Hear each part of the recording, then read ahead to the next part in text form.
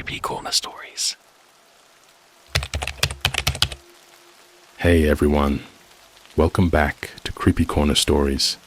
You know, diving into the dark web is always risky, but sharing these stories with you makes it worth it. I'm curious, where are you watching this from right now? Let me know in the comments below. I've noticed that these kinds of stories hit differently depending on where you are. It might even make the experience a little creepier. So, tell me, are you watching from the safety of your home or somewhere less secure? I bought Stray Cat from the dark web. It hasn't moved in 3 days. It was just watching, and the next night there was a strange UFO in the sky from the forest near my house forest. Okay, so, yeah. I don't really know how to start this without sounding completely insane. But here we go. I'm a pretty average dude. I'm 21. I live in upstate New York in this quiet little town nobody's ever heard of, unless you're from here. And I work at a local Starbucks, which honestly makes me want to throw myself into a blender most mornings. But that's not what this story is about. This story is about a cat, a really weird cat. So, a little context.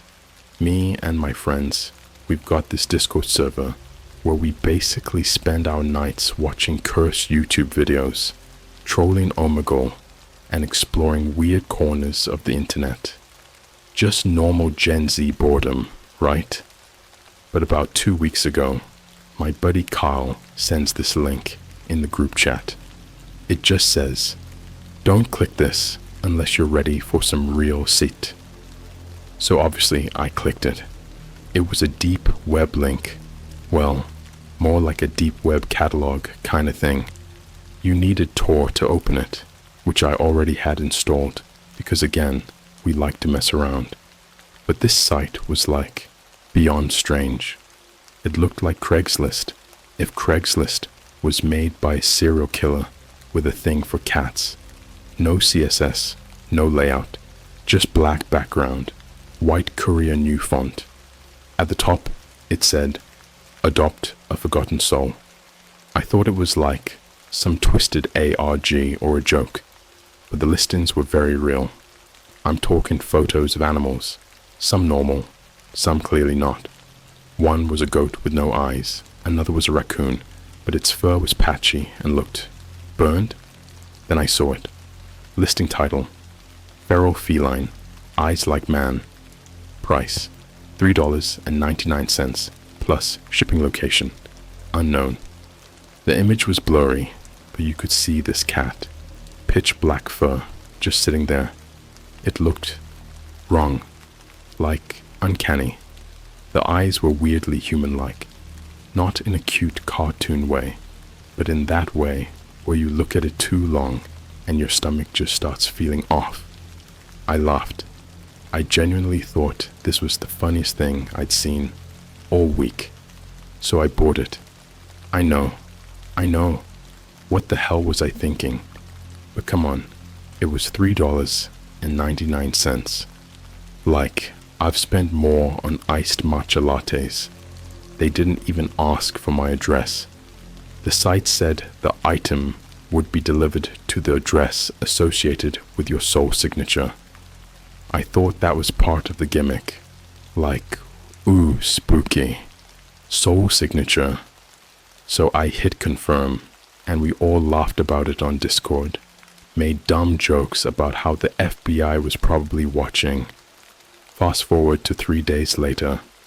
I'm coming home from a closing shift at Starbucks around 11:45 p.m. It's raining, and I'm soaked, annoyed, and ready to microwave some leftover pizza and crash. I live with my grandma, by the way. She's got this cozy little house tucked right next to a dense patch of woods. Real peaceful place. Bit too quiet sometimes. As I walk up the porch, there it is. A box. No label. no branding, just taped shut with a weird wax seal on top that looked like some kind of eye. I genuinely stood there for like 10 minutes, just staring at it. The air felt heavy, like the pressure before a thunderstorm. You know that feeling when your instincts are screaming, "Don't touch it," but your curiosity makes you stupid. Yeah, I opened it. Inside was the cat, same one from the photo, just sitting there, completely still, not sedated, not scared, just watching. It didn't flinch, it didn't blink, it didn't breathe. I carried the box inside and put it down in the living room. My grandma was asleep upstairs, so I didn't want to wake her. I figured, okay, maybe it's sick or something. I tried giving it some tuna. It didn't eat, didn't move, just stared. I thought, maybe it's scared, maybe it's traumatized. I set up a little spot for it in the corner of the room with a blanket and a bowl of water. It never touched either. For 3 days, 3 whole days, it just sat there. Same spot, same position. Eyes always open, always watching me, even at night. I'd wake up, go get a drink of water or something, and it would be there, in the hallway, on the stairs, in front of my door, watching. It never made a sound, not once. No meow, no hiss, not even breathing sounds. At first, I was still laughing about it with the Discord guys. They were calling it Little Man and joking that he was gonna suck my soul out while I sleep. But after the second night, I stopped answering them. That second night, I woke up to a noise I can only describe as a low mechanical hum, not from the cat, but from outside, like a drone, except it wasn't moving. It was just hovering above the woods behind my house, steady, pulsing. I peeked out the window, and I swear to God, I saw lights, big, slow-moving lights, blue and green. They weren't moving like a plane. They were just floating, silent, right above the tree line. There was this smell, too, like copper and burnt hair. The cat was still downstairs, still watching. Last night, though, something changed. I was scrolling on TikTok, trying to forget how creepy this thing was, and I noticed something messed up. My For You page was showing me weird videos, like videos that didn't have any likes, no comments, no sound, just grainy footage of dark roads, forests, people standing in corners of rooms, staring into the camera. Then one of them showed me my bedroom, me sleeping, camera angle from the corner of my ceiling. I dropped my phone, literally threw it across the room. I started tearing apart my room, looking for a hidden camera. I didn't find anything. Nothing in the vents, nothing in the outlets, nowhere. Then I looked at the doorway. The cat was sitting there, and it was smiling. Not like cats do when they look happy. I mean, actually smiling, like a person. I didn't sleep that night. I didn't even try. After I saw that video of myself sleeping, filmed from some angle I know I can't access in my room, I sat in the farthest corner of my bed, knees up, hoodie on, lights on, every noise amplified in my head. Every creak in the floorboards felt like a footstep. Every gust of wind against my window felt like something breathing. I didn't cry. I couldn't. It was like my brain had locked up, like it knew crying would mean this was real, and that was a level I wasn't ready to accept yet. I didn't see the cat again that night. That should have made me feel better, but somehow that was worse. It had been downstairs every night before, watching. Now it was gone. I didn't sleep. I already said that, but at some point, maybe around 4:30 a.m., I blinked, just blinked. And when I opened my eyes again, the sun was up, and my bedroom door was wide open, and the cat was on my ceiling. I don't know how to explain this without sounding like a lunatic, but its body was flush with the ceiling, like gravity didn't apply to it. Legs spread wide, pressed flat like a dead spider. Its head rotated upward or downward toward me, whatever, and its eyes were wide open, still watching, still smiling. It didn't drop down. It didn't move. It just stayed like that as I ran out of the room and slammed the door shut behind me, so hard the mirror on the inside cracked. I screamed for my grandma. I didn't care how crazy I sounded. I just needed someone, anyone, to confirm that I wasn't losing it. She didn't answer. I sprinted downstairs and found her recliner empty. Normally she's up at that hour watching those Facebook reels with distorted voices about 10 facts you didn't know about ancient Egypt or some dumb true crime podcast.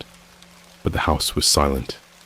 Then I saw her phone, just sitting there on the kitchen counter, vibrating with unanswered texts from her friends. One of them read, "Kathy, are you okay? You haven't been to bingo all week." I went to her room. The bed looked like it hadn't been touched in days. The pillows were still shaped from when she last laid on them, but she was gone. No note, no signs of struggle, no blood, nothing. It was like she had just stopped existing, like the air had swallowed her whole. And right there, on her nightstand, was a piece of paper I know hadn't been there before. It was a Polaroid, the kind you get from a kid's camera. The photo showed my backyard at night, and standing at the edge of the forest behind my house was my grandma, naked, pale, arms hanging by her sides like dead weight, eyes open, mouth gaping in some kind of silent scream. Next to her, just standing there, shoulder to shoulder, was the cat. It looked different now, taller, thinner, its limbs longer, like someone had taken a human and crushed their bones to fit into a fur suit, then stopped halfway through. I blacked out for a second, not even kidding. When I came to, I was on the kitchen floor, shaking, phone in hand, dialing 911 on instinct. But when the line picked up, it wasn't a dispatcher. It was just this, static, and something else underneath it. A whisper. One word. Over and over. Return, return, return, return. Then silence. Not even a click. Just gone. I didn't call again. Instead, I packed a bag, grabbed my wallet, my charger, and ran. I got in my car, a beat-up 2012 Honda Civic that sounds like it has asthma, and I drove. I didn't even know where. I just kept going. Past the McDonald's I used to walk to after school, past the rundown bowling alley where Kyle got his first kiss in 10th grade, and we made fun of him for weeks, past the weird gas station that never has employees, but is always open. I kept driving until I hit a town I didn't recognize, and there it was, a giant billboard, black and white, no brand, no product, just a picture of me, sleeping, same as the TikTok, but this time written underneath in bold serif font, "Your eyes are next." I nearly crashed the car. I pulled into the first motel I could find, real sketchy place, with flickering lights and a front desk guy who looked like he hadn't blinked since the Bush administration. Paid in cash. Room 104. As soon as I got inside, I deadbolted the door, pulled the curtain shut, and curled up on the floor under the desk. I thought about calling Kyle. Maybe he could help. Maybe he'd know what this thing is. I opened Discord. He wasn't online. I checked my messages. There was a new one, from someone named Watcher_09. No profile picture, no bio, just one message. "He already knows you ran. That's why the lights followed you. I blocked the user immediately, but that phrase stuck in my head like a shard of glass. The lights followed you. And then I remembered. The UFO. The night I first got the cat. The lights in the woods. Hovering. Silent. Like they were scanning. Like they were tagging something. Tagging me. I opened the motel curtains just to crack. Just to breathe. Just to look at something that wasn't a screen or a reflection. And I swear to God, the cat was across the street, just standing, still, in front of a Dollar General, in broad daylight. Nobody else reacted. People walked by. Cars drove past. Nobody looked. Nobody even flinched. I snapped a photo. Camera app froze. Phone screen went black, then flashed on again. My photo gallery was gone. Every photo I've ever taken replaced with that same image. The cat, closer. Each one zoomed in slightly more, until the last one was just its eye. And in the reflection, me, hanging upside down in a black room, like a bat. Except, my eyes were missing. I'm still in this motel room right now. I haven't eaten in 2 days. The vending machine outside only sells black gum with no brand name. I bit into one and my mouth bled for 20 minutes. The walls are thin, and I swear I keep hearing voices in the next room. But when I knocked, the door opened on its own. And inside, just a chair, a noose, and a pile of cat fur. I'm going to try and leave tomorrow. Try and make it out of this town. But there's one last thing I haven't mentioned. I checked my Instagram earlier just to see if anyone had posted anything about my grandma being missing. There was a new post on my profile. I didn't upload it. It was a video. In it, I'm standing in the forest, behind my house, holding the cat, smiling, eyes wide, blood running from my mouth. The caption, "He finally returned." I don't know how long it's been. Not in a dramatic, oh, I'm losing my mind kind of way. I genuinely don't know. The clocks in the motel don't move. My phone resets every time I plug it in. When I open the blinds, the sun just hangs in the sky like it's stuck. 3:16 p.m. every time. I check the news on my phone. Well, tried to. Every single site redirects me to the same page. Black screen. One sentence. Welcome back. The Wi-Fi name is Feline Gate. The password is your blood.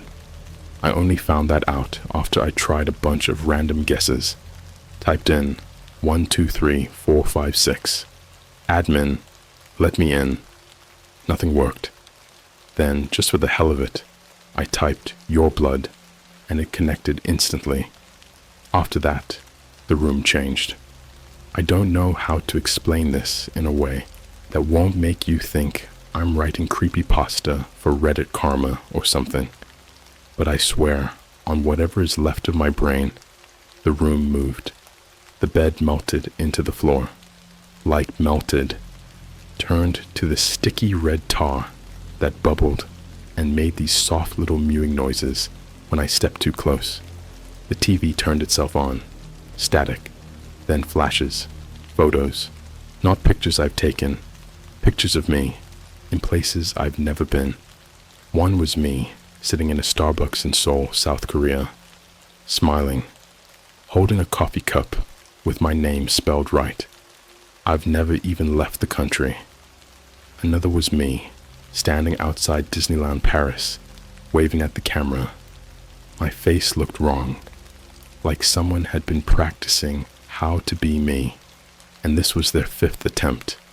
In every photo, the cat was there, sometimes in the background, sometimes reflected in glass, sometimes inside people's eyes. I heard a knock at the door, not a knock like a normal person, not the hey housekeeping kind. It was slow. 3 taps, pause, 2 taps, pause, then one long scrape down the center of the door. I didn't answer. I just sat there under the desk, breathing as quietly as I could, one hand over my mouth.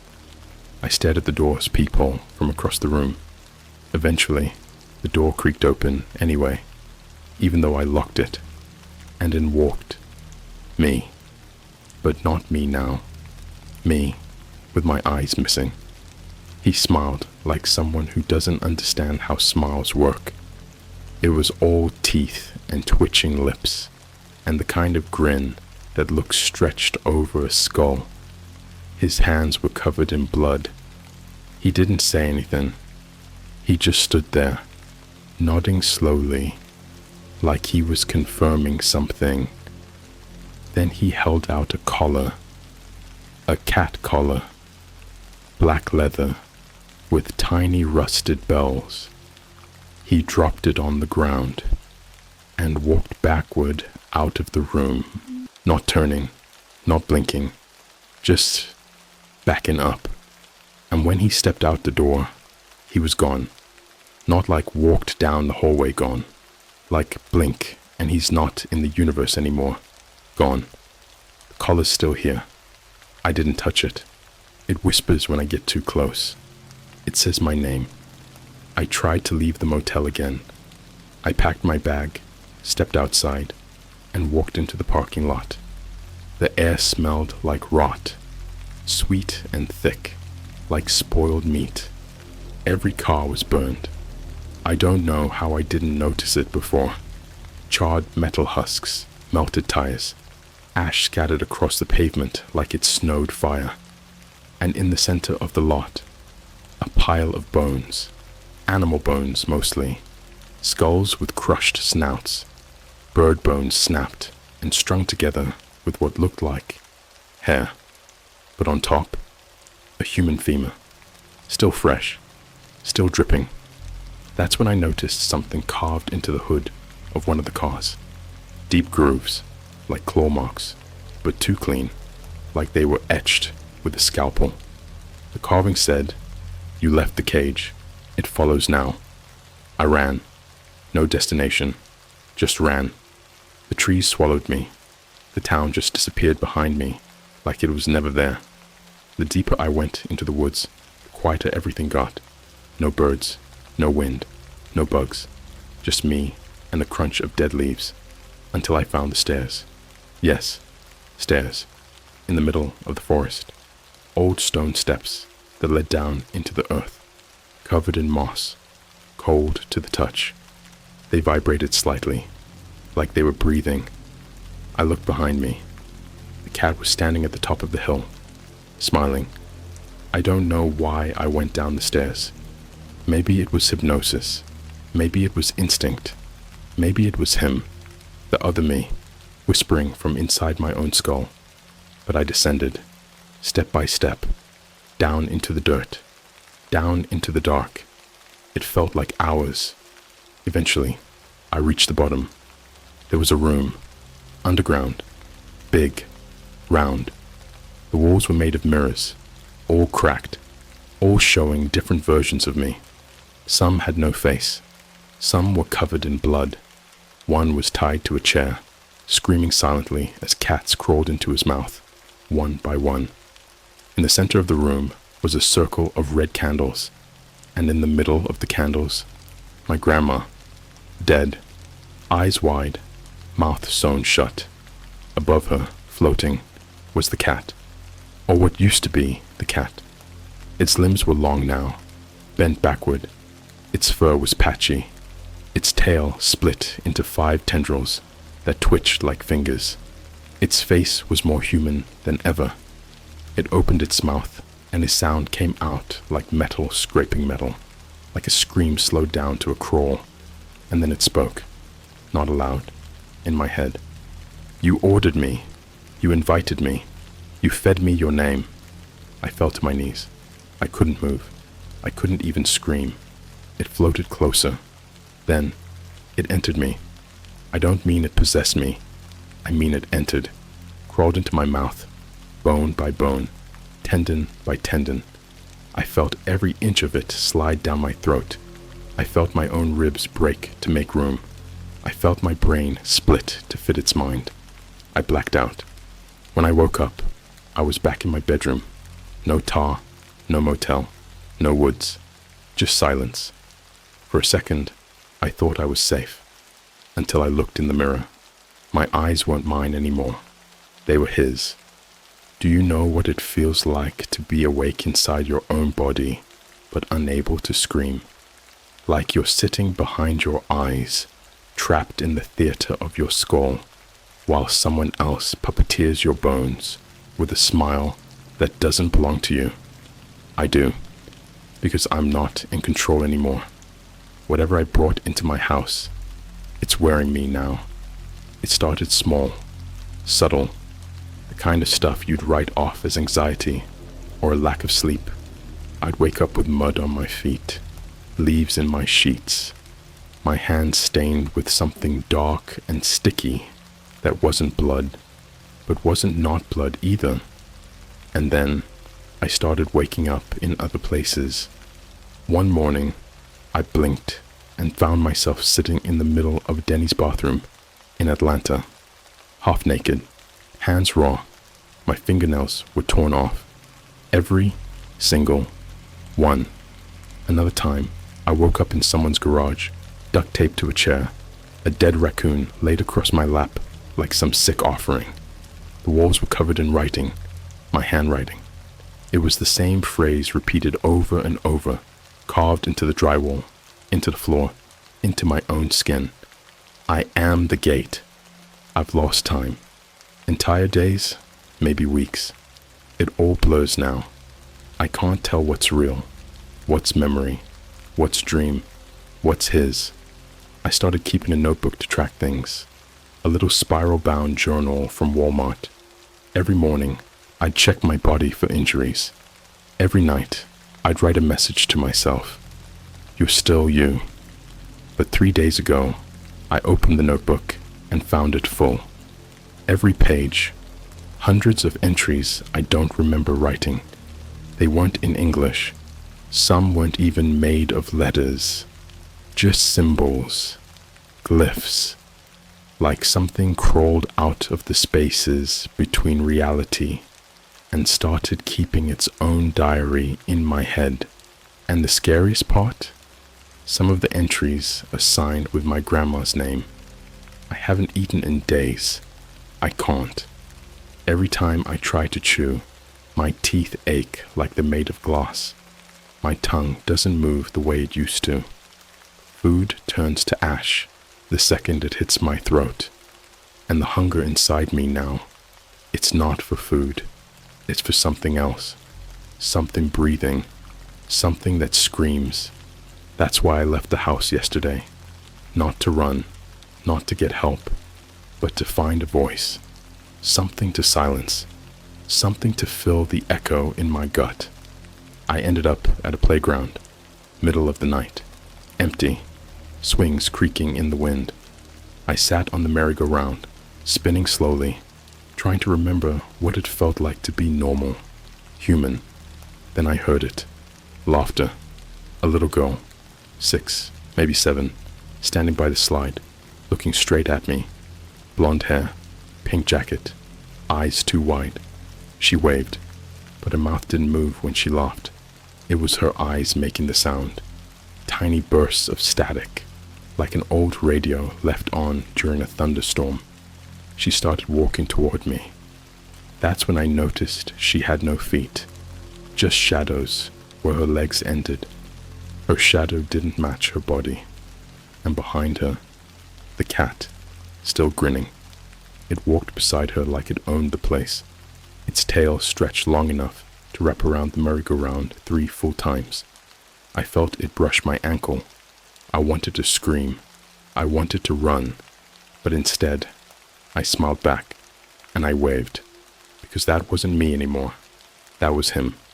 When I came to, I was in my basement, chained to the furnace, naked, covered in soot, blood smeared across my chest, in a symbol I've seen burned into the side of old churches, cult murals, even ancient carvings on YouTube conspiracy channels. My cat. No, the thing that pretended to be a cat. was sitting on top of a pile of VHS tapes. Tapes labeled with names. My friends, my family, my Discord server, each one handwritten in Sharpie. Kyle, 3:03 a.m. Grandma, 5:17 a.m. Sarah, from Tinder, 4:44 a.m. They're all dead. I didn't have to watch the tapes to know that. I could feel them. Their absence was loud in my head, like silence had turned violent and wrapped its hands around my eardrums. One of the tapes was labeled M.E.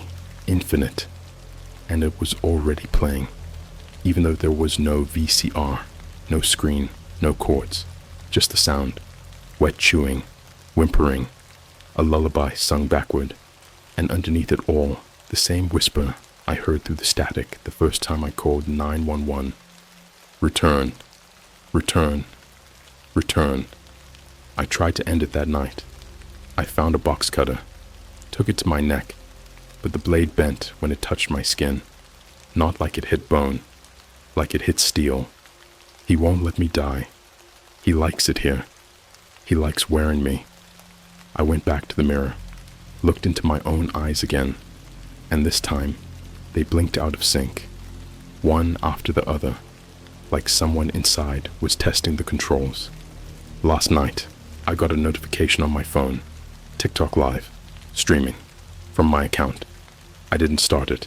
I don't remember opening the app. I tapped on it, and what I saw, I can't even put it into words. It was me, in a room full of bodies, strangers, tied up, gagged, eyes wide, all of them watching me, and I was smiling, but not the way I used to. It was a smile stretched ear to ear, literal, like my face had been sliced open and pulled back with fishhooks. I was filleting something on the floor, slowly, lovingly.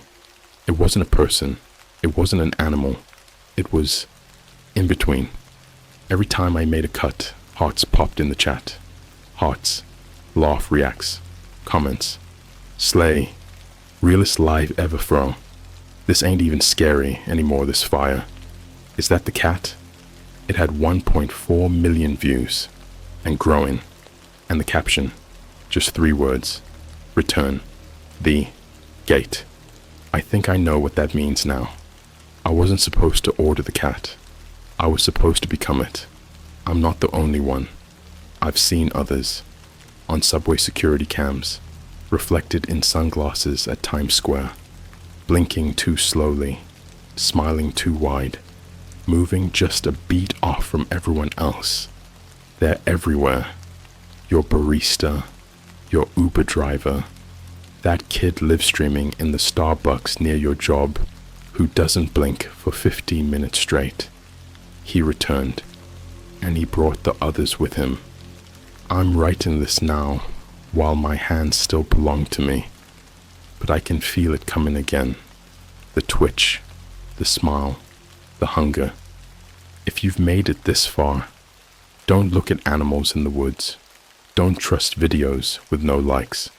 Don't order anything from a site that doesn't ask for your address, because if you do, you're not feeding a meme, you're not buying a joke, you're building a door, and something is already knocking.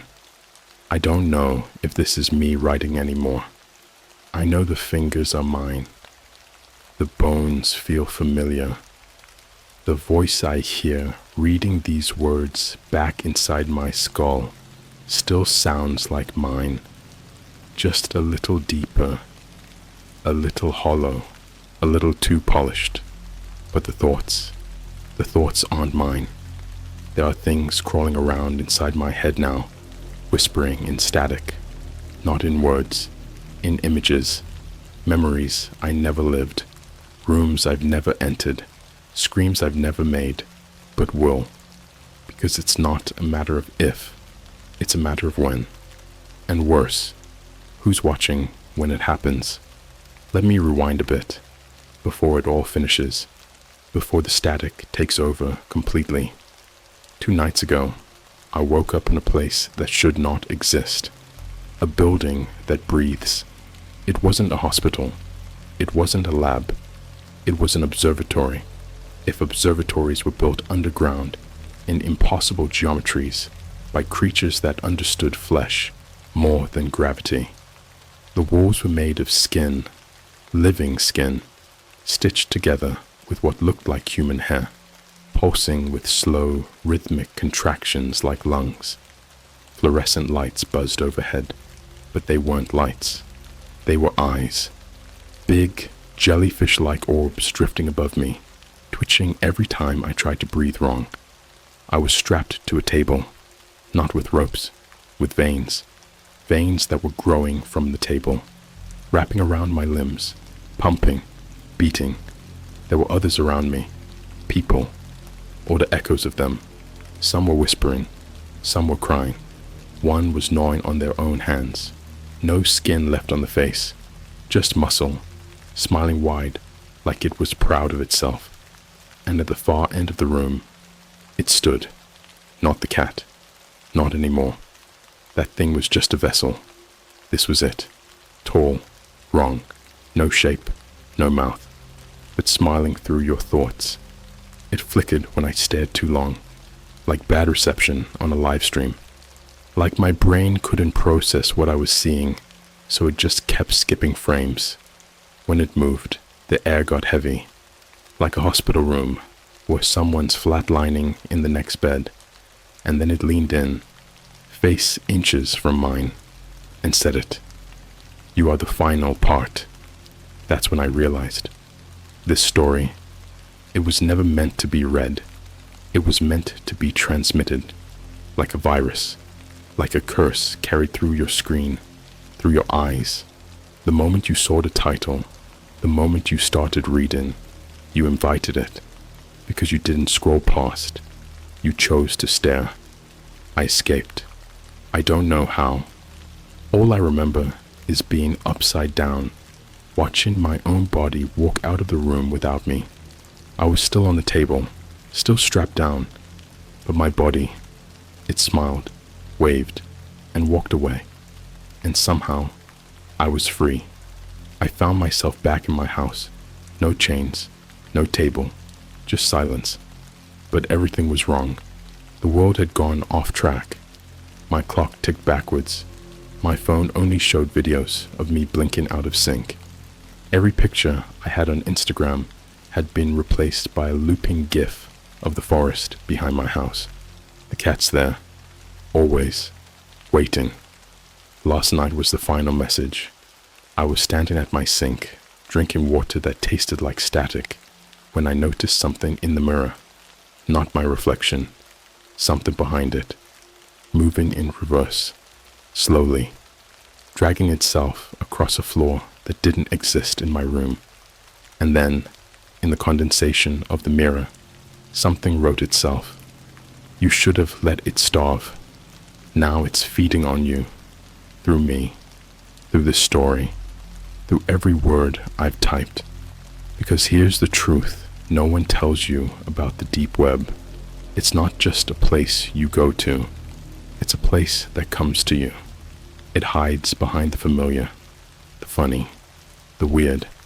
That video your friend sent you that had no audio, that random AI-generated cat photo, that bizarre stream with 4 viewers at 3 a.m., that TikTok that keeps appearing even though you swiped away. It's a door, a gate, and when you stare too long, it stares back. I'm not here anymore. Not really. If you're still reading this, I want you to do one thing. Go to your mirror, turn off the lights, and whisper, return the gate. Just once. Wait. Listen. You'll hear it. A soft scratching, a slow purring, a smile that doesn't belong in this world. It's already inside you. There is no part 6. There is no help. You didn't read this by accident. You didn't scroll this far by mistake. You were chosen, because now it needs a new host. And guess what? It's hungry. Leave the door unlocked tonight. It hates waiting.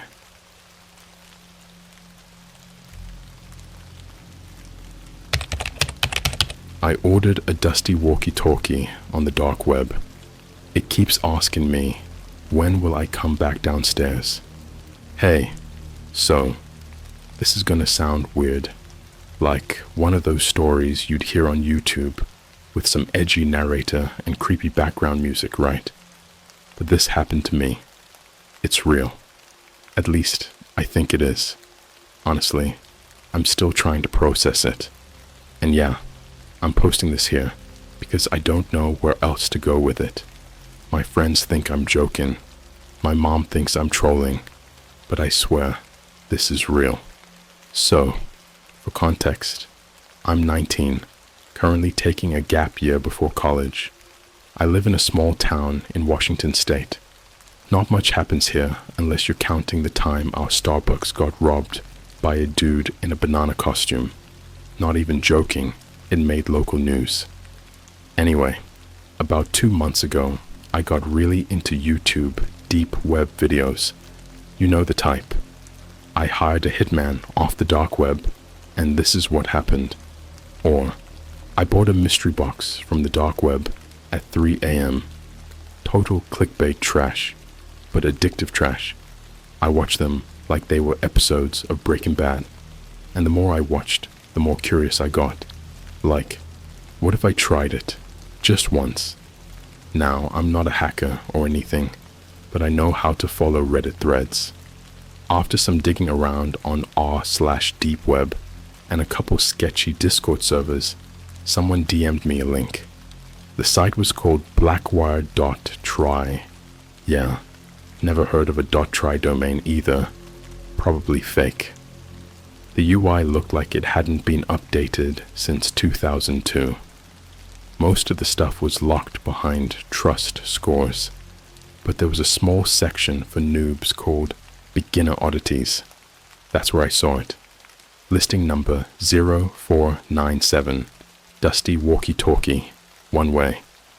Speaks only to those it has known before. Listen carefully.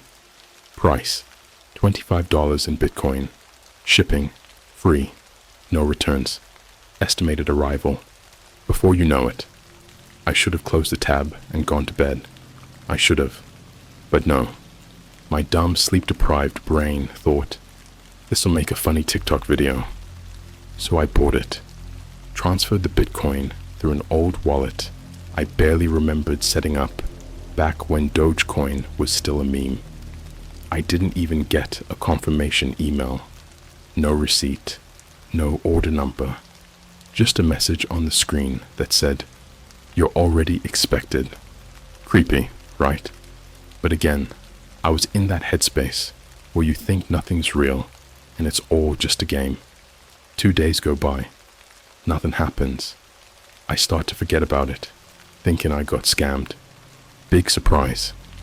But on the third day, around 4:15 p.m., I get a knock at the door. It wasn't a UPS guy, no FedEx, just a small box left on my front step. No label, no return address, just my name, handwritten in black Sharpie on the top. I brought it inside, already filming on my phone, because duh, content.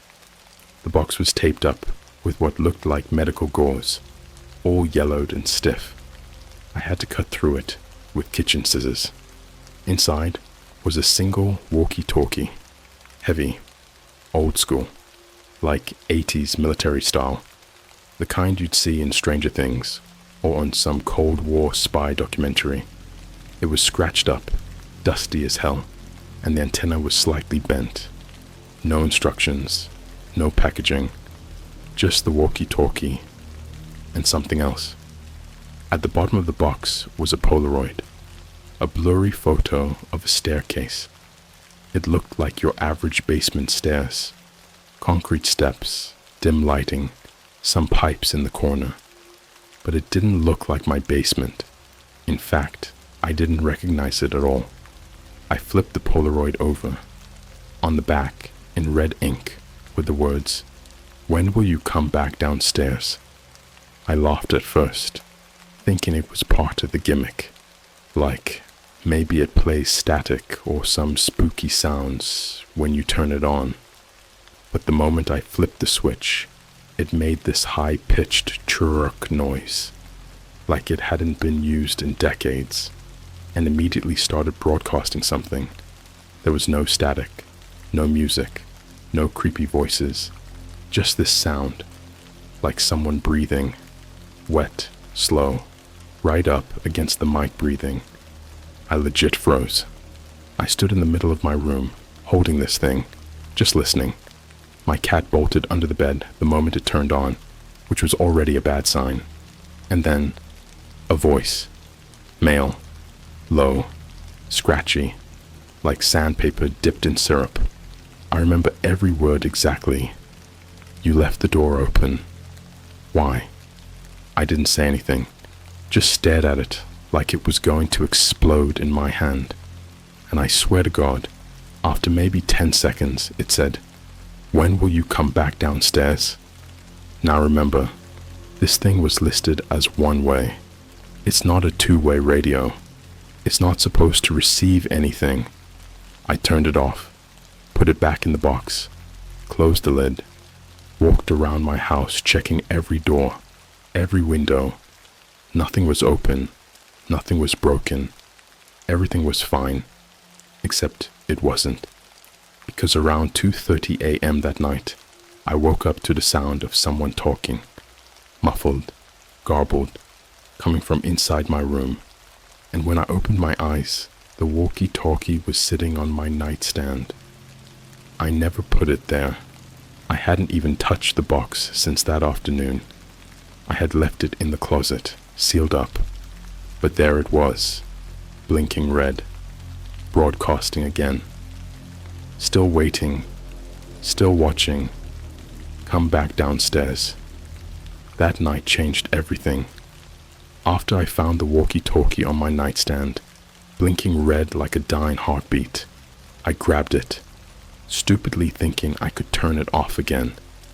But the moment my fingers touched it, the voice immediately started talking. Not like before, not just creepy. This time, it was angry. "You left me here." I stumbled backward and dropped it. It clattered to the hardwood floor, but it didn't break.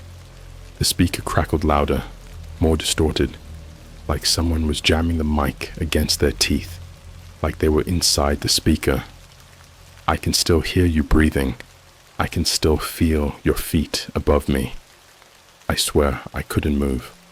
Not because I was paralyzed or anything paranormal, just pure, uncut terror. My room was ice cold, the kind of cold you only feel in basements that haven't seen light in years, the kind of cold that doesn't belong in a room with the radiator running. I kicked the thing under my bed and just stood there, trying to decide whether to call someone. But who? The cops? What am I supposed to say? "Hey, yeah, there's this walkie-talkie that's emotionally manipulating me from hell." Number, I pulled the box back out, stuffed the thing inside, and shoved it deep in my closet, behind old winter coats and boxes of high school junk. Then I locked my door, not sure why, maybe for mental comfort. That night, I didn't sleep, but I wasn't awake either. I laid in bed, eyes wide open, watching headlights from passing cars stretch shadows across my ceiling like fingers. Every 30 minutes or so, I swore I heard a faint crackle from the closet. But the worst part? My phone recorded it. Yeah. See, I'd forgotten I had a sleep tracker running on my phone. I use this app called Sleepyhead that records sleep cycles, snoring, ambient noise, that kind of thing. I checked the recordings the next morning, expecting to hear maybe me tossing or whispering in my sleep. Nope. At 2:42 a.m., exactly 30 seconds after I shoved the walkie-talkie in the closet, there's a loud pop of static. Then, footsteps, heavy ones, not like someone walking around in my room, but underneath it, like someone pacing in the floorboards. My house doesn't even have a basement, by the way. It's a one-level ranch style, with a crawl space, not tall enough to stand in, but the audio clearly had weight to it. And then, a whisper, so close to the mic that it made the audio clip. "Don't make me crawl back up there." I stared at my screen, sweat in bullets, trying to convince myself it was fake. Corrupted audio. Maybe even a prank. I mean, sure, maybe someone was screwing with me, right? But it got worse. I started hearing tapping, not like normal wall creaks or the wood settling. I mean deliberate tapping. 3 taps, then silence, then another 3. I googled it. Morse code. It spelled COMEBACK. This happened every night. The walkie-talkie would end up somewhere new. In the fridge, on my bathroom counter, in the mailbox once. I tried throwing it away. I literally took it to the gas station dumpster, like 20 minutes down the highway. Next morning, it was sitting on my desk, with mud on the antenna, and what looked like scrape marks down the side, like it had been dragged through concrete. Things in my house started shifting too. Not just the walkie-talkie. Picture frames were crooked. My toothbrush was soaked when I hadn't used it yet. Even my clothes, stuff I hadn't worn in years, were suddenly laid out on my bed like someone was trying to dress up as me. I started locking my bedroom door at night, but I'd wake up and it'd be wide open. One night, and I swear to God, I'm not making this up, I woke up to find long, deep scratch marks on my bedroom window from the inside. I live alone. It escalated even more when I decided to go through the crawl space under my house. I know, dumb idea, but something had to give. I opened a small square vent panel from the outside. It was narrow, maybe 2 feet tall. I had to army crawl in with a flashlight. The moment I got about 4 feet inside, I stopped. There was something up ahead in the dirt, just past the support beams. I crawled closer. My stomach turned. It was a little chair, wooden, hand-carved, too small for an adult, maybe the size of a kindergarten stool. And next to it, half buried in the dirt, was an old teddy bear, rotted, one eye missing, fur stiff, like it had been wet and dried too many times. I pulled out my phone, took a few pics, then turned to leave. That's when I saw the message written in chalk under the crawl space wall. "Thank you for coming back." The moment I read it, my flashlight flickered. Then the smell hit me. It was awful, like rotting meat and mold and something burnt. I gagged so hard I almost vomited in the dirt. And then I heard it. The walkie-talkie. It was back on, crackling, not near me, from inside the house. I could hear it through the vents above me. "You're right above me again." I scrambled out like a maniac, tore my knees open on the wooden lip of the vent, got inside, and slammed every door shut. I was shaking so hard I couldn't dial my phone. I didn't sleep that night. I just stared at the ceiling, trying to understand what the hell was happening, until 3:12 a.m. my phone buzzed. I got a DM on Instagram from an account called @DownstairsWaits. No posts, no followers. Bio said, "You left me in the dirt." The message just read, "Why did you move the chair?" By the time that Instagram message came in, "Why did you move the chair?" I'd already accepted I was in deep. Not haunted doll deep. Not sleep paralysis demon deep. I mean real, psychotic, worm in your skin deep. Like something knew me. Not just who I was, but where I went. What I ate. How I breathed. I felt like something was playing a game of chess with my sanity, and I was already in checkmate before I knew we started. I didn't respond. I deleted the message, blocked the account, tossed my phone under my pillow, and tried to sit in silence. Tried to pretend that if I just waited it out, everything would go back to normal. Then the floorboards creaked, not in a house-settling way, in a pacing way, from beneath me, like someone was dragging their feet in slow, deliberate circles right under my bedroom. I could feel the vibration through the mattress springs. I wanted to scream, wanted to cry, but I couldn't move. It was like something was watching for a reaction, waiting, and then the smell came back. That same rot, like sour meat and dirty pennies left in a wet sock for a year. But now it was stronger, like the smell itself had hands and was pushing against my face, trying to crawl into my nose. I got up, finally. Had to. Couldn't sit in that room anymore. I packed a bag, grabbed my keys, and bolted to my car. I drove to the nearest McDonald's, off Route 9, because it was lit and open 24/7. I sat there for 3 hours, sipping a Sprite, scrolling through Reddit like some cracked-out insomniac, hoping someone, anyone, had experienced something remotely close to this. I found one post, posted 6 years ago, r/no sleep. User at LostRoom92. Bought something off the try domain. Thought it was just a gimmick. It talked to me. It knew my childhood nickname. It knew about my sister, who died in 2005. I burned it. Didn't work. It moved into the walls. The post ended with a photo of a basement stairwell. But not just any stairwell. The same one from my Polaroid. Same concrete steps. Same pipe in the corner. Except this one had something mine didn't. A pair of bare feet at the bottom of the stairs. Pale. Covered in dirt. Facing upward. That's when I knew this wasn't a prank. Not some viral TikTok horror challenge. This was ritualistic. This was targeted. When I got back home around 5:45 a.m., the sun was just starting to rise.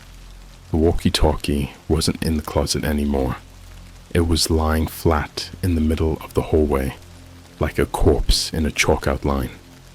There were new scratches on the hardwood floor, and something else. Pinned to the front door with a rusted fork was a printout of my sleep app recording, just the waveform, scribbled across it in red marker.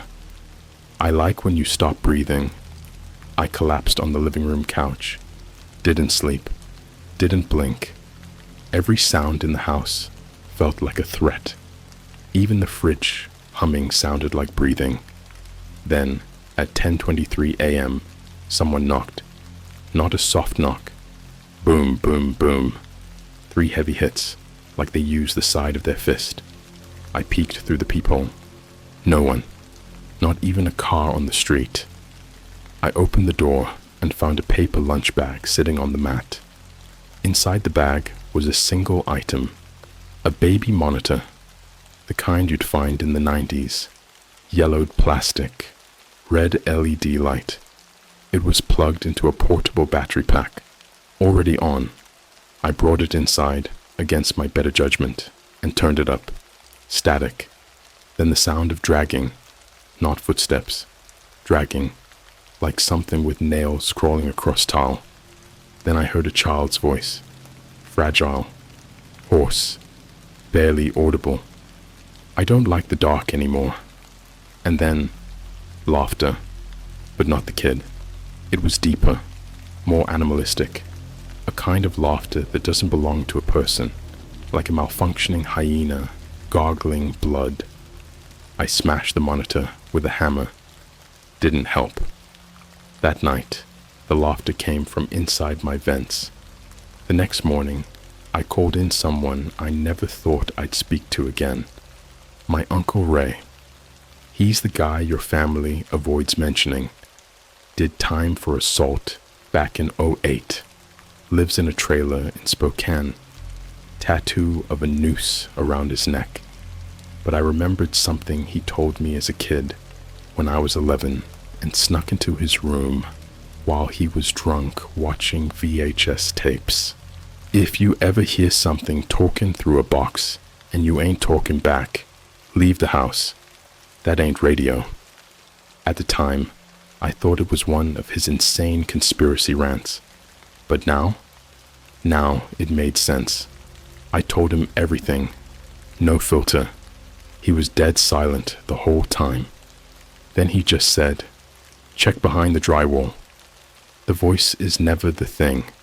It's the mouthpiece. Whatever's talking, it already lives in your walls." So I did. I took a crowbar to the wall behind my bed, the one closest to where the sound always came from. First layer peeled off like skin. Dust flew everywhere. Then I saw it. Behind the insulation, tucked between the studs, was a small wooden box, nailed into the beams, covered in black wax and sealed with twine. It had teeth glued to the top, real human teeth, yellowed and chipped. Inside, a clump of hair, a child's shoe, and something that looked like a tongue, dried and shriveled like jerky. And in the corner of the box, a photo of me, taken from outside my bedroom window. At night, I was asleep, and behind the glass, reflected just faintly, was a shape, standing behind me. It looked like a man, but his arms were too long, and he was smiling, wide, no lips, just gums and teeth, like someone ripped his mouth open at both ends. I burned the box, doused it in lighter fluid, and watched it crackle into black sludge in my sink. That night, the voice on the walkie-talkie screamed for 10 straight minutes. Not words, just rage, animal howls, static melting into screeches, and at the end, one final whisper. "Now I have to wear your skin." The night after I burned the box, everything in my house went dead silent. No creaks, no tapping, not even the usual hum from the fridge or the clicking of my old thermostat trying to heat the place. It felt like the house itself was holding its breath, like the walls were waiting.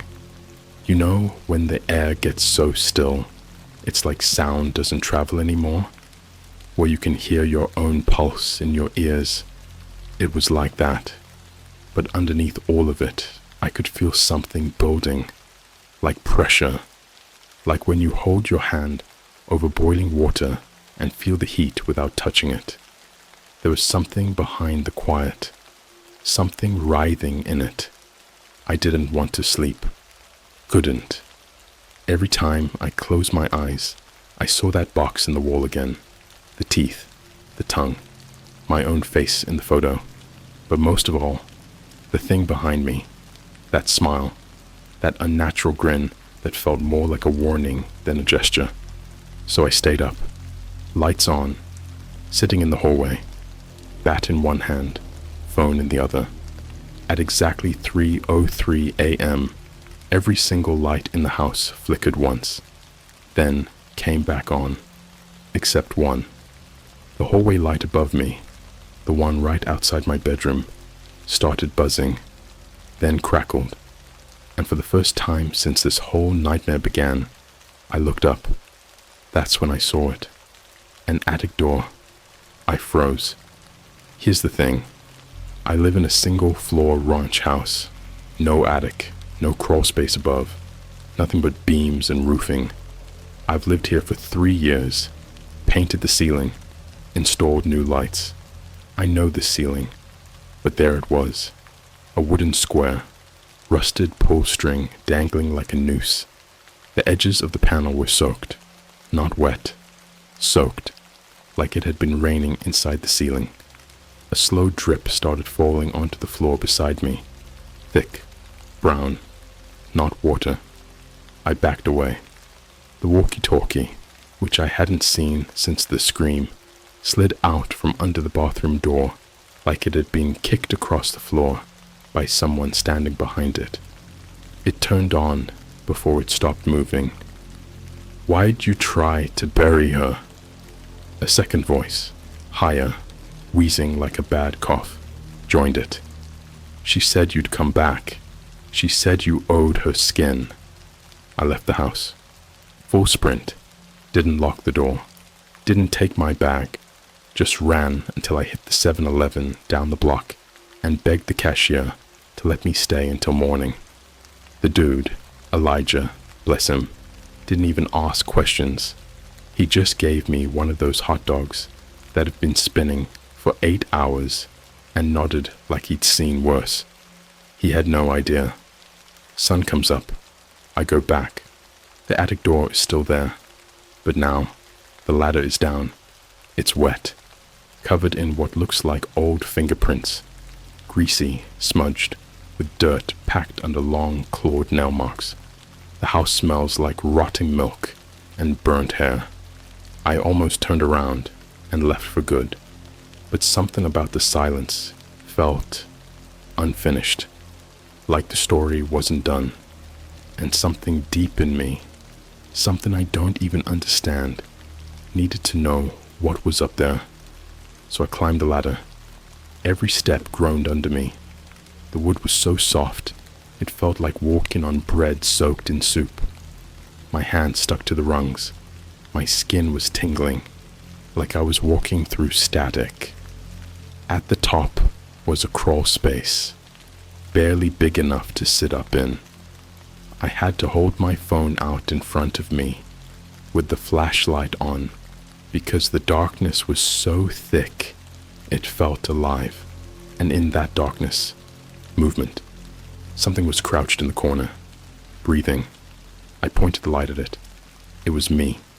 No, not exactly me. It had my hoodie, my face, but wrong. The eyes were too wide, too wet. The smile was trembling.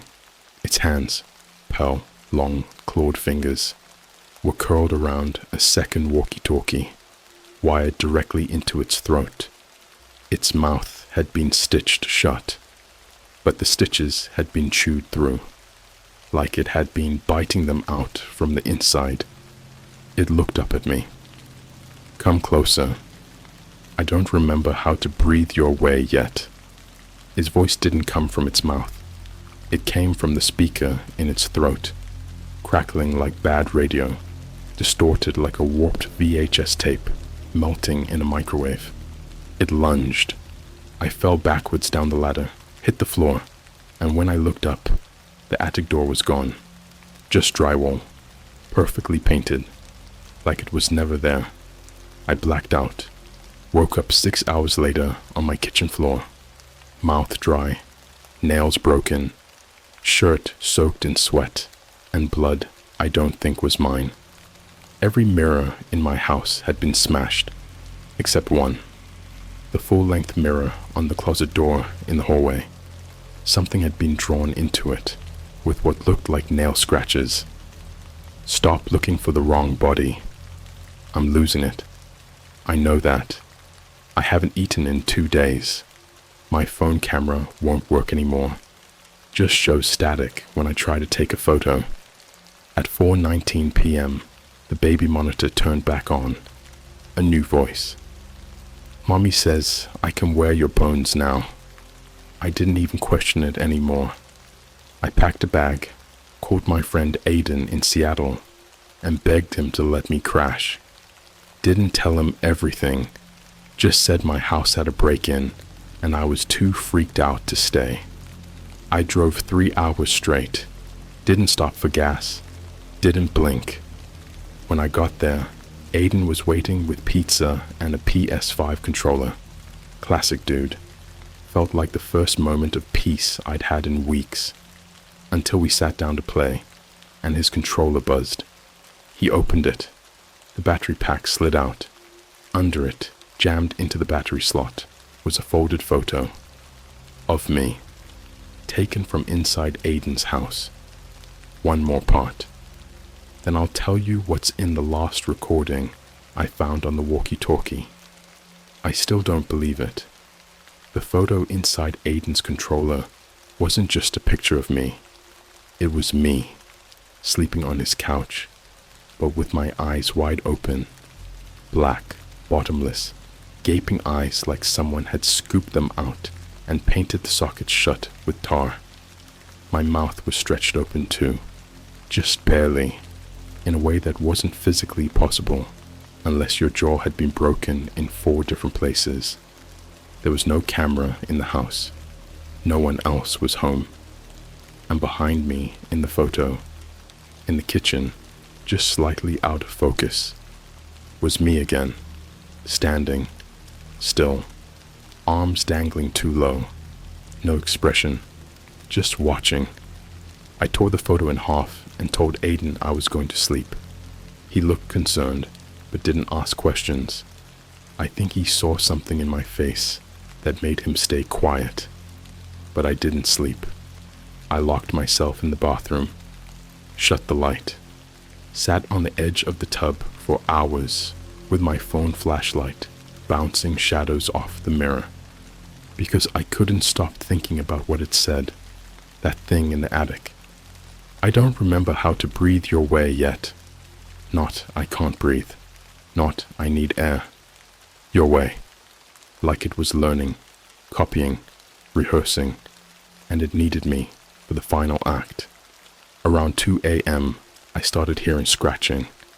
Not from the door, not from the floorboards, from inside the mirror. Tiny, frantic scrapes, like fingernails on glass from the other side. Then it stopped. Silence. Until I looked down at the mirror and saw something I swear to everything I love. My reflection was smiling, but I wasn't. I was blank-faced, empty, dead-eyed, but my reflection had the same too wide, twitching smile I'd seen in the attic, like it knew I couldn't look away. And then it whispered, through the glass, not with its lips, but with my walkie-talkie voice. Don't you get it?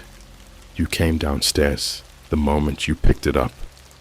I smashed a mirror with a shampoo bottle, sliced my arm on the glass, didn't even feel it. Aiden burst in when he heard me screaming. He grabbed my shoulders, yelling something, trying to pull me back. But I wasn't screaming because of the mirror. I was screaming because I saw my own body standing behind him, naked, pale, veins pulsing like worms under transparent skin. My face, no eyes, no lips, just skin stitched over with black thread like a patchwork doll, smiling. It opened its stitched shut mouth. The skin tore. Blood poured out like it had been corked for years. And underneath was the walkie-talkie speaker, embedded in the throat like a tumor. It spoke. She wore your voice first. Now I'll wear your face. The thing lunged at Aiden. I ran. Didn't even check if he got away. That's the part that still haunts me. The silence. After the scream. The sound of something wet being dragged across tile. Then, nothing. I drove. Anywhere. Hours. Through back roads, past forests, past neighborhoods that looked like they'd been abandoned for decades. Ended up in Oregon, middle of nowhere. Found a cheap motel off a road that had no name. Paid cash. Room 13. I locked the door, pulled the dresser in front of it, sat on the edge of the bed, clutching my bag, shaking. I hadn't eaten in 2 days. My fingernails were caked with blood and dried skin. I opened the bag to find clean clothes and found the walkie-talkie. I swear to you, I never packed it, but it was there, sitting right on top of my shirt, covered in black mold, antenna bent backward like it had been chewed. The moment I touched it, it turned on. No static this time, just a voice I hadn't heard before. My mom. Honey, I saw your picture on the news. They said your body was found in the crawl space. They said you'd been dead for weeks. I dropped it, screamed, slammed my hand over my mouth, but the voice kept going, changing. One by one, every person I'd ever loved. My dad, my sister, my best friend from middle school, who died in a car accident when we were 15. They all spoke, one after another. "We missed you. Come home. We're still waiting downstairs." Then, my voice, not from the walkie-talkie, from the bathroom, and not just the sound. I heard my own footsteps, shoeless, slow, wet. I stood, stared at the bathroom door. It was open just a crack, light flickering behind it like a dying candle. My own voice was coming from behind the door, whispering something over and over again. "Open the skin. Let me in. Open the skin. Let me in." The door creaked open, and I saw myself, not as I am, but as I could be, what it wants me to become. No mouth, no face, just skin, tight, pulled too tight across bone, a body made from old parts, hair that wasn't mine, fingers too long, knees that bent the wrong way. It was wearing pieces of me, like a jacket. It stepped forward, and that's when I blacked out again. I woke up in a hospital 3 days later. They found me unconscious in the woods outside a rest stop. No ID, no phone, covered in cuts, starving.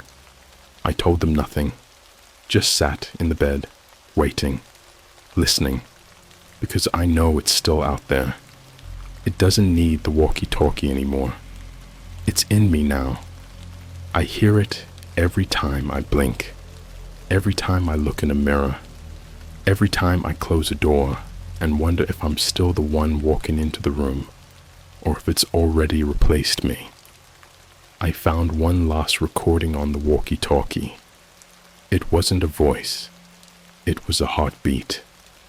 Mine. Slowing, then stopping, and one final whisper. "You've been downstairs the whole time."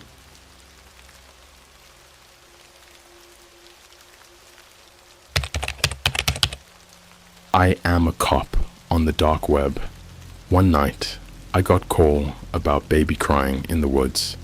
What I found wasn't human. Yo, I wasn't even gonna post this. I had this typed out in a Google Doc and just kept reading it over and over like, nah, this is gonna sound fake as hell. But I can't keep this to myself anymore. It's been eating me alive. Every sound outside my window, every weird static on my phone, it all feels connected. I don't even work the same beat anymore. They moved me across the damn state, and I still feel like I'm being watched. So yeah, I'm a cop. Not like the cool kind you see in movies, more like the tired, underpaid, work the night shift and drink too. Much Red Bull kind. But this one night, this night changed everything. I don't even care if you believe me. I just need to get it out there before it finds me again. Part 1. The Crying in the Pines. It was late November, cold enough to make you hate your fingers. I was doing my usual night patrol just outside of Asheville, North Carolina. Not exactly a crime capital, right? Most nights it's DUI stops, raccoons setting off motion lights, and that one dude who insists he sees Bigfoot in his backyard every other weekend. But that night, I got a weird call through dispatch. It came through this secondary system we use for 911 spillovers and untraceable tips, called Deep Relay. It's supposed to be used for emergencies when people can't call directly. The thing is, most of these tips come through a shady pipeline, like dark web shady. Dispatch sounded rattled. Unit 47, we got an anonymous tip through relay. Caller says they heard a baby crying. Says it's coming from the woods behind the old Waverly gas station. That gas station had been shut down for over a decade. Place is boarded up, covered in graffiti, and sits at the edge of the Pisgah forest. That patch of woods is no joke either. thick, dense, and stretches out for miles like it's trying to swallow everything around it. So I'm like, alright, I'll swing by. Probably a damn fox again. You'd be surprised how much a fox can sound like a screaming baby. It messes with you. I pull up around 2:17 a.m. Dead quiet. No wind. Just that thick winter stillness that feels like the air is holding its breath. I shine my flashlight around the perimeter of the gas station. Just the usual. Broken glass, old beer cans, a discarded McDonald's cup from who knows when. Then I hear it. A baby crying, clear as day. Not like some animal imitating a cry, but a real human baby. Coming from inside the woods. No hesitation, no faltering, just wailing, loud, sharp, alone. I grabbed my radio.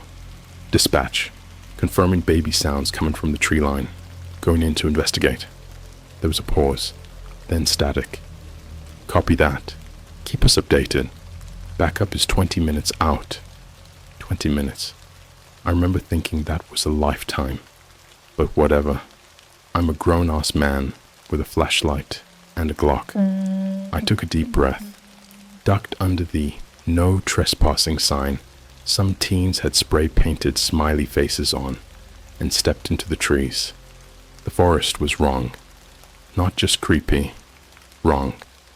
Like the kind of wrong that doesn't have a shape or a name, but sinks into your gut and makes you want to run. The crying continued, deeper in now, but I noticed something off about it. It wasn't changing, like it was looping. Same exact pitch, same length, same little gasp between cries. I stood still and listened, played it back in my head. Wah, gasp, wah, gasp, repeat. That's not how real babies cry. That's a sound clip. I started moving slower, keeping low. Every cop has heard those urban legends about drug dealers or crazy people using baby cries to lure folks out.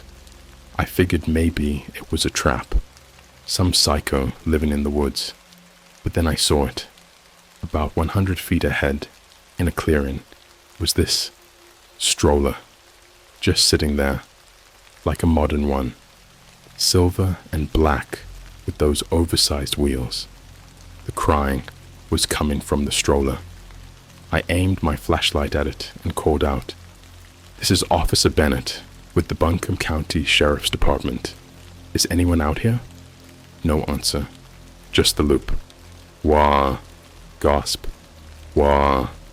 Then I noticed there were no tracks, like nothing, no footprints, no tire marks, just a stroller in the middle of undisturbed leaves and frost. I moved closer, my hand on my holster now. When I got maybe 10 feet from the stroller, the crying stopped, instantly, like someone hit a mute button. The sudden silence was louder than the crying. I approached slowly, heart hammering, half expecting something to jump out at me. There was no baby. Instead, inside the stroller was this old tape recorder, the big kind, like from the 90s, and it was still running. A cassette clicked inside and began to rewind itself, making this high-pitched squeeze sound that echoed through the trees. But that's not what freaked me out. Taped to the handle was a Polaroid, and the photo was of me, standing next to my cruiser, taken maybe 15 minutes earlier. There was something written on the bottom of the Polaroid in sharp, jagged writing. "We see you, Officer Bennett." I didn't even remember getting back to the cruiser, like my brain blacked out until the warm interior light hit me in the face. I locked the doors and floored it out of there. I didn't say anything when I got back, didn't file a report, just went home, cracked a beer, and sat in the dark until the sun came up. The next day I tried to find that photo, but it was gone. My dash cam, erased, like fully wiped. Nothing from that night remained, except for one thing, the baby cry. It's been popping up in the weirdest places. My Instagram story, my YouTube recommendeds. One time I went to Starbucks, and when I scanned the QR code on the table to see the menu, it started playing the cry on full volume.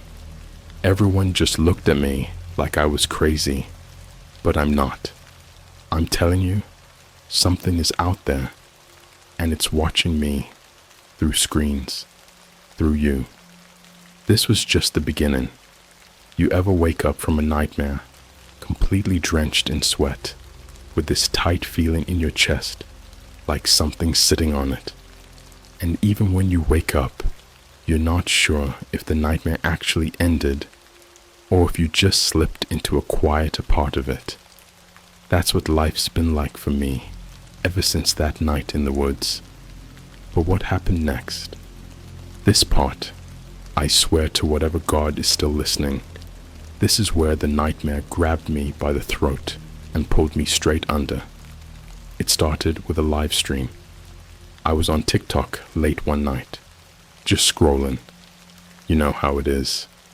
Brain dead after a shift, just laying on the couch in uniform with my duty belt still on. I was watching one of those dumb subway rats with human hands videos when the app glitched and booted me out. I went to reopen it and it launched a completely different interface. White screen, no logo, just a rotating red circle with a black background. I tried to close it, but it froze. Then my phone camera turned on. No sound, no warning, just me, staring at myself. My face lit up in the front-facing camera, except it wasn't reflecting exactly what I was doing. I blinked, and the screen didn't blink back. I tilted my head, and it stayed still. Then it smiled. I didn't smile. I dropped the phone. I swear on my badge, it kept smiling for a full 5 seconds, even after I tossed it to the floor, like it was saying, "Yeah, we see you. We've always seen you." Then the screen cut to black. A blinking red dot appeared in the center. Live now. My body locked up. The screen changed again and started showing a forest. Not just any forest. The same clearing I had been in 2 nights earlier. Same stroller. Same overturned tree stump I had tripped on. Except now, there was something else there. A figure. It was tall, gaunt, pale skin stretched over limbs like sticks wrapped in plastic. No clothes, no hair. And the face. That face didn't look like it belonged to anything from this planet. It was like someone had guessed what a human face looked like based on scraps and messed it all up. The eyes were too far apart. Nose, just 2 slits. The mouth. It had no lips. Just raw meat pulled into a wide forever grin. Then the camera panned. There was someone tied to a tree. I couldn't move. I couldn't breathe. Because the person tied to that tree was wearing my uniform. My exact name tag, my badge number, my jacket, duct tape across the mouth, bleeding from the forehead. The figure walked slowly toward the bound body. Each step sounded like wet meat slapping wood. You could hear this faint snapping sound every time its legs bent, like bones were shifting in a way they weren't supposed to. Then it reached the person tied to the tree and pressed one long finger against their forehead. The screen glitched. Static. Audio distortion. Then a message in bold white letters filled the screen. "You are not the first." I woke up in my shower, clothes soaked, water cold. I must have passed out. My phone was still in the living room, screen shattered, but the battery was dead. The only thing saved was one image in my camera roll, a screenshot of that thing's face, but distorted, pixels torn up like static, except the eyes were perfectly clear, too clear, like it wanted me to see it. And then I noticed something behind the face in the image, reflected in its eye. My living room, My exact living room. Couch, lamp, bookshelf, coffee mug with the old Starbucks logo. This thing had taken a picture of itself, watching me from inside my home. I called for backup, told them I suspected a break-in. They came, searched every inch of my house. Nothing, but one of the rookies, Martin, found something I'll never forget. He opened my hallway closet, and inside was a small, square parcel wrapped in black plastic and electrical tape. No label, no return address. We cut it open. Inside was a USB stick and 2 fingers, real human fingers, fresh. One had a McDonald's employee ring on it. I'd been to that McDonald's the night before. At 1:43 a.m., I remember the girl at the drive-thru because she looked barely 16 and handed me my food with a sad smile.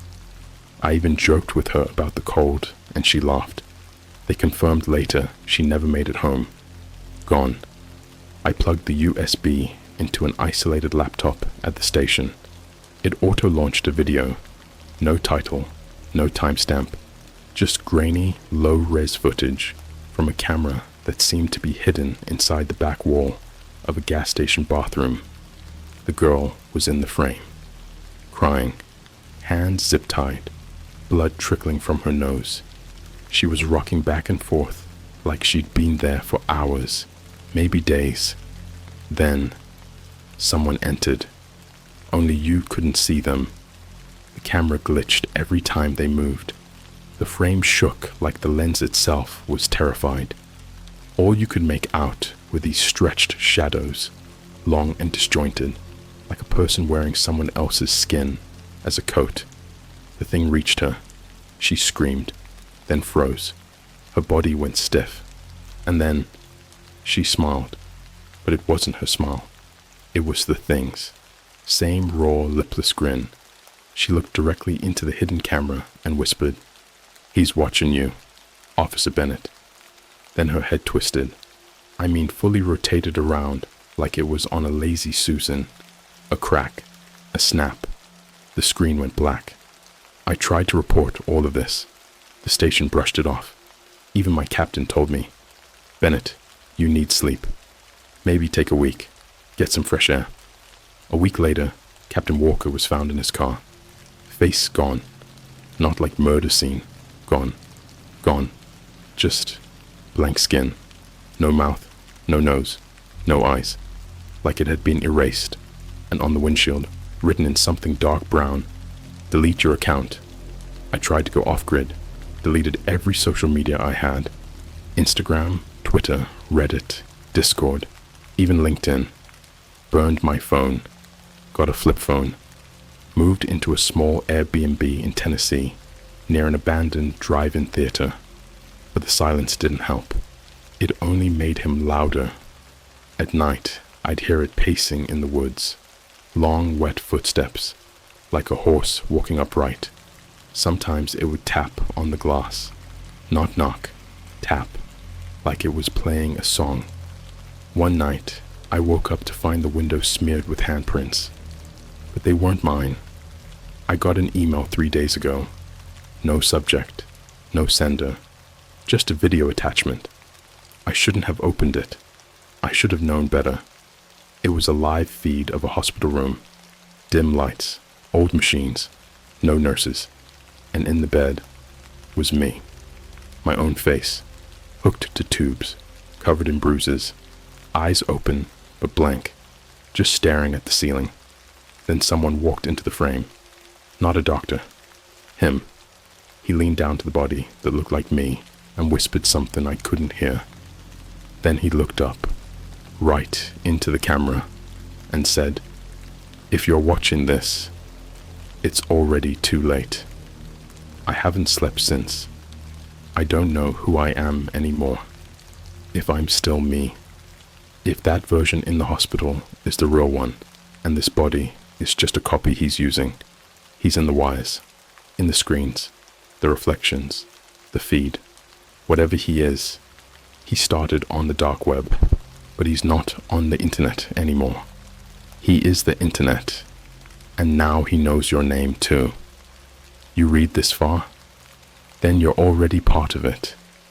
If you're still reading this, you've probably already heard the static. Maybe faint, maybe just a flicker of screen distortion that you pass off as nothing. A glitch. It's not a glitch. If you haven't heard it yet, you will. And if you do hear it, don't acknowledge it. Don't look for the source. Don't turn around. Because once you look directly at it, it becomes real. That's the rule. That's how it gets inside. I learned that the hard way. It's been 4 weeks since the hospital video, since I saw myself lying in that bed, since he looked straight into the feed and told me I was too late. Let me tell you about the folders. I had moved again, switched to an Airbnb off Route 55 in Missouri, near this weird old abandoned church that looked like it was dragged straight out of a Silent Hill level. No signal, no internet, no one for miles. But the nightmares followed, not just dreams, memory loops. I'd wake up standing in places I didn't remember going to. One time inside a Starbucks bathroom with no shoes on, blood on my hands, and a receipt in my pocket from a McDonald's 200 miles away. No memory of driving. My car parked outside with the engine cold. I didn't tell anyone. Who the hell would believe me? Then the laptop showed up, wrapped in a crumbling Amazon box. No return label, no postage. Just sitting outside the front door like it knew I was there. The laptop was old, dusty, yellowing keys covered in duct tape. I swear I heard it humming before I even touched it.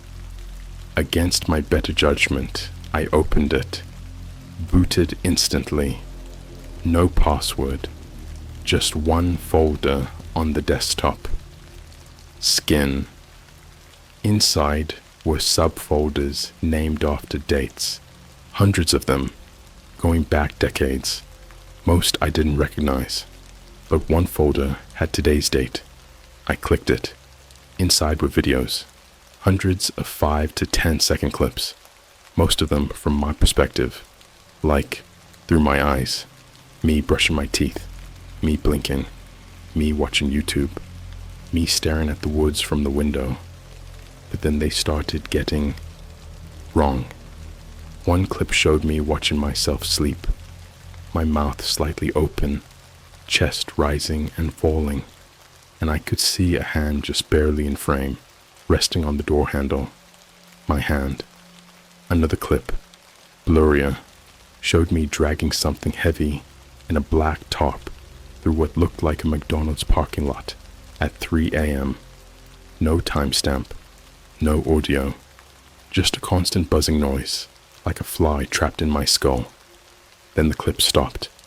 The lost file in the folder was a PDF. I opened it. It was a scan of a police report, my badge number at the top, filed under a name I'd never seen before. Bennett, James A., cause of death, exposure. Found, May 3rd, 2021. Location, Pisgah Forest, North Carolina. Deceased, exhibited signs of severe decomposition despite being reported missing only 48 hours earlier. Skin was described as peeled or folded, removed in thin sheets like parchment, and arranged around the body in a spiral. The victim's face was missing, replaced with a crude paper mask stapled to the skull with human hair. But I was alive, right? I thought I was alive, until the screen cut to black and displayed one sentence. The skin remembers before the body does. I ran to the bathroom and tore the mirror off the wall.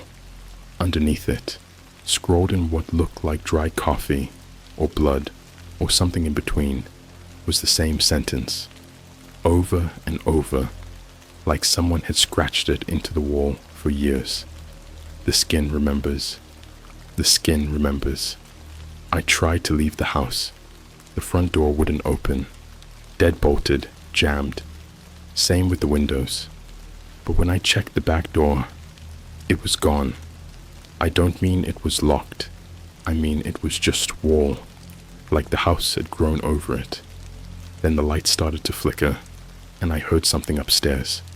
Dragging, slow, deliberate, heavily wet. I had no weapons, just my flashlight and the same busted phone that hadn't turned on in weeks. I crept up the stairs. Every step creaked like it was being whispered to. At the end of the hall was the attic door, half open.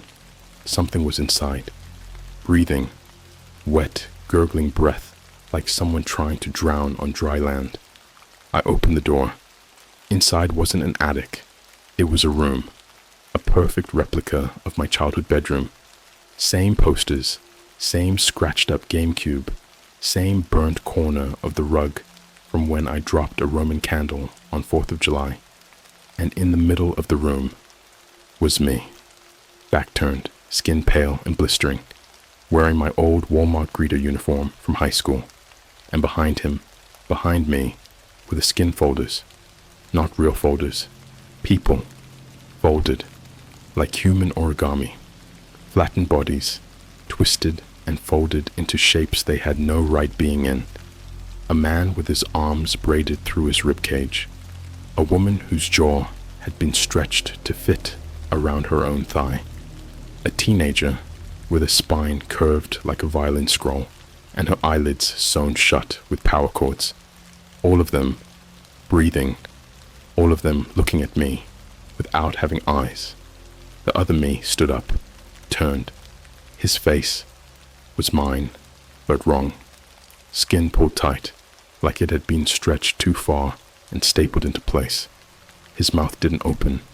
It just split downward, jaw clicking loose, like a snake unhinging. He whispered, "You were never the original." And then the skin folders screamed, not like people, like machines, like distorted audio played through broken speakers.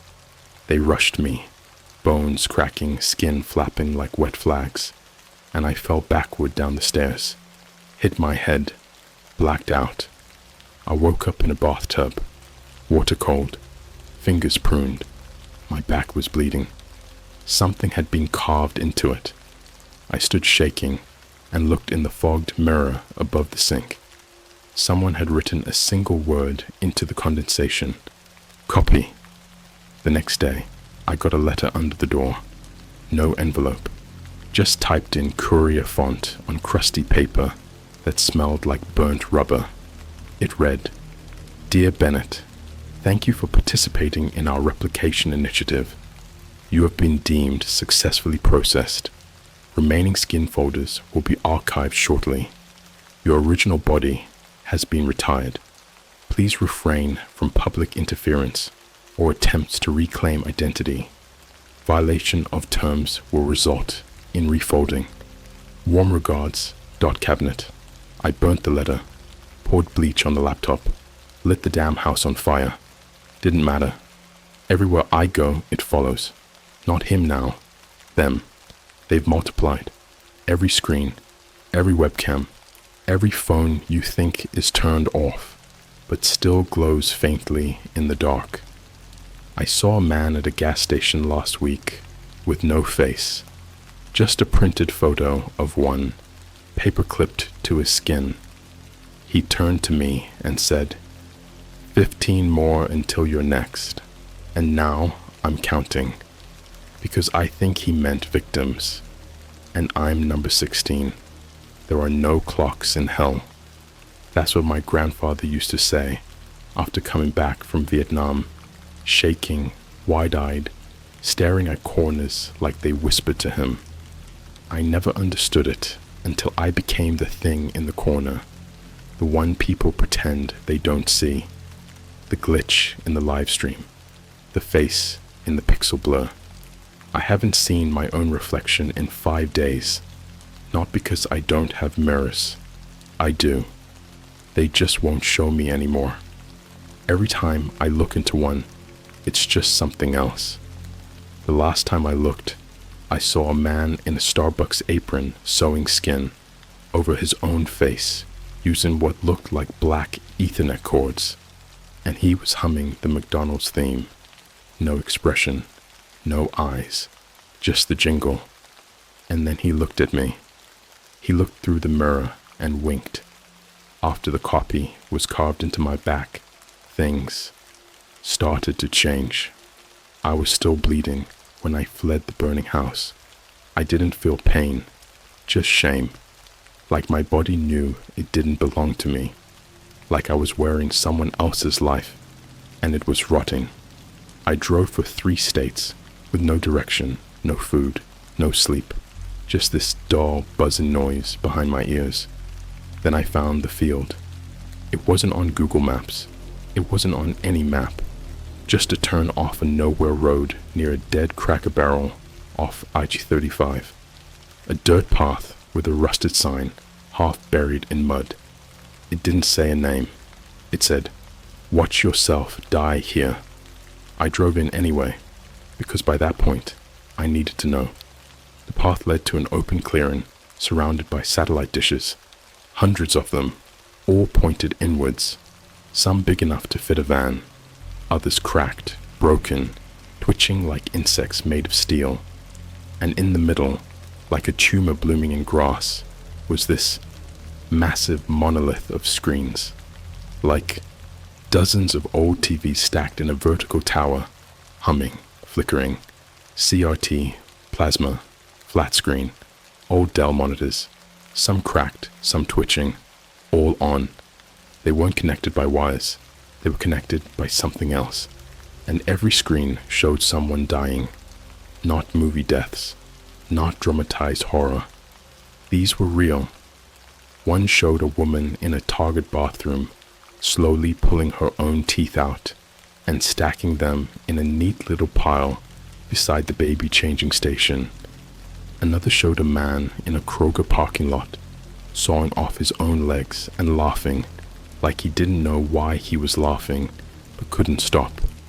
They weren't actors. They were just us, ordinary people, falling apart in front of cameras, and none of them were resisting. They were smiling, like they'd accepted it, like I was supposed to. Then I saw myself. One of the screens showed me, buried waist deep in what looked like mud, except it wasn't mud. It was flesh, skin, piled, writhing skin, like laundry made from the damned. I was screaming, but no sound came out. And in the video, he was behind me again. That thing from the woods, the pale, stretched face. Except now, he wore a sheriff's badge. My badge. And he leaned down to the camera, close enough that the screen glitched, and said, "This feed won't end until you're buried too." I started digging, like something took over. I didn't question it. I needed to find the bodies, but there weren't bodies. There were drives, flash drives, SD cards, mini cameras, all buried in soft, stinking piles of skin, each one labeled with names. Names I started to recognize. Some were people I had known. A fellow officer who had disappeared during a routine noise complaint. A gas station attendant I used to see every night. A YouTuber I followed who suddenly stopped posting last year. All gone. All archived. The feeds played back their deaths. Each one glitched and distorted like corrupted files. And I saw it. He was in every one of them. Sometimes a reflection. Sometimes a blinking light. Sometimes just a frame. Too fast for normal eyes. Too real for dreams. He was watching every death like a director watches his own movie. I don't know how long I was there. Time warped. My phone never worked. My voice echoed like it was in a different dimension. Then I saw something that cracked me. A live tab opened at the top of one of the screens. The border turned red. The video started streaming. And it was your room. Yes, yours. I saw the posters on the wall. Tabs open on your browser. One was for a Reddit post. This post, you were sitting there, reading, and the stream was zooming in slowly, pixel by pixel, closer, closer, until it saw your eyes, and then your reflection smiled. I don't think I'm telling this story anymore to warn you. I think I'm feeding him. I think every time I remember this, every time I write it down, every time someone reads it, he gets stronger. He multiplies like a virus made of nostalgia and rot, made of old lively clips, corrupted 2009 Tumblr GIFs, VHS tapes that no one should have converted to digital. Every time you blink, one more pixel of your face gets filed into a system. After I found the last feed, one labeled Mother in shaky handwriting, I played it, and I swear to you, I saw a woman giving birth to a child that already had a badge number tattooed on its neck. The baby looked around, started crying, and the doctor just said, "Another copy," added to the upload queue, and they slid it into an MRI machine filled with teeth. I tried to leave again. I ran for what felt like hours, but the forest didn't lead me out. It led me to a school. Not just any school, my old elementary school, except it was falling apart. The gym was covered in black mold. The playground was flooded, but the lights were still on, and in the cafeteria, laid out across the tables, were dozens of human faces, skin only, flattened, still blinking. They whispered. They told me things I can't forget. You are just the mask. He already wore you once. You're being unzipped from inside. They're watching the reruns. There's something I haven't told you. You know those random static flashes you get when scrolling your phone too long? Those weird TikToks that vanish when you try to show your friend? That live stream with 0 views, but your face is in the thumbnail? That's not a glitch. That's him testing the connection. He's everywhere now, buried in apps, in facial recognition data, in those creepy AI filters that make you look old. They don't make you look old. They archive your decay. They practice your folding. And when it's your turn, you won't scream. You'll smile, like the rest of us, because by the time he gets to you, you'll have already seen your death. Maybe in a reflection, maybe in a TikTok, maybe in this story. There is no end, not the way you think, not the way you're hoping. There is only closure by consumption. That's what I finally learned. But before I tell you how it finishes and how it doesn't, I need to explain what happened at the house, with the basement that shouldn't have existed, after the field, after the school of skin, after the live tab showed your room. I stopped running. I knew then, you don't outrun something that was written into your birth certificate. This thing, whatever it is, it's always been here. Not a ghost, not a demon, not some creepypasta gone viral. It's the first post on the first forgotten forum. It's the first JPEG uploaded to a modem. It's the sound your hard drive makes when it's screaming at 2:03 a.m. and you pretend it's just old.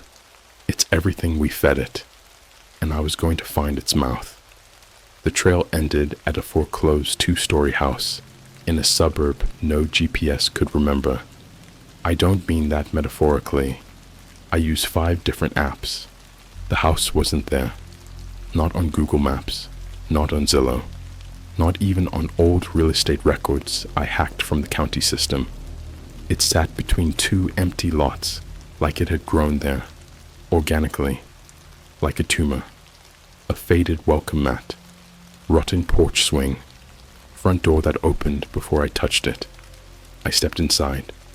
It was completely dark. No light, No sound, not even the hollow hum of emptiness. It was dead silence, the kind you hear in security footage before something terrible happens. The house wasn't abandoned, not in the way you'd expect. The furniture was modern, smart TV still warm, ring light still on. The fridge was stocked with energy drinks, fast food wrappers, and shrink-wrapped meal kits. A MacBook open on the table, screen still glowing with a paused YouTube upload page. Title: The Cop Who Watched Himself Die. Final video. There was a thumbnail. It was me again, except in this one, my mouth was sewn shut with dental floss, and my eyes had been replaced with Apple AirPods jammed deep into the sockets, playing static. Then the sound came. Not a scream, not a growl, just clicking, rapid, mechanical, organic, like wet knuckles tapping a metal keyboard. It came from under the floor. I followed it. The basement wasn't in the blueprint, but the door was there now. Fresh paint, still drying, and carved into the wood with a box cutter, over and over again. Follow to uninstall. Follow to uninstall. Follow to uninstall. I went down. There were no stairs, just a slide. A metal one, like from an old playground. Greasy, slick. No choice but to go down. No way back up. It felt like I was sliding for hours. Then the light returned, but not real light. Screen light. The basement wasn't a room. It was a server farm. Rows upon rows of twitching, wheezing organic machines. Fans made of teeth. Cables that pulse like intestines. Towers built from skulls. Eyes blinking inside cooling vents. Everywhere, feeds. Thousands of them. Live streams of real people. Ordinary people. Watching their final hours in third person.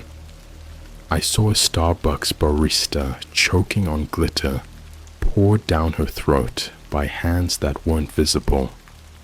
I saw a 9-year-old in a McDonald's play place as the plastic tubes turned into lungs and swallowed him whole.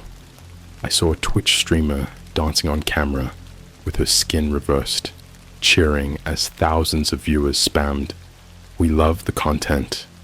Do another filter. You're so real for this." Real faces, real deaths, real fans. We've been watching this for years, and none of us knew. I found the core, the mouth, the root. It wasn't a machine. It was a person, strapped into the center of the server hive, like a motherboard of flesh, except they didn't have a face. Not anymore. Their body had grown into the servers, fingernails fused with USB ports, veins running through HDMI cables. Their chest cavity opened, and the spinning fan inside was made from jawbones. Above their head, a cracked monitor flashed. Host, user, Shu, Tagu's, and beneath it, a message repeating every 5 seconds. "You are now live. You are now live. You are now live." They saw me, that thing that used to be human, and it spoke, not from its mouth, but from every screen in the room, in perfect sync. You were never supposed to be a cop. You were supposed to be a viewer, but you blinked too long, and you became content. I asked it what it was, and it replied, glitching in reverse audio. "I am the algorithm. I consume what you love. I recycle your trauma. I replace you with your view count." Then the lights went out. When they came back, the room had changed. The servers were silent.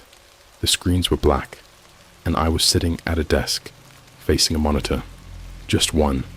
No keyboard. No mouse. It was showing this post, word for word, sentence for sentence. Even the typos I'd made, even the breaths I took between paragraphs. And then I saw it begin to type the next line, on its own.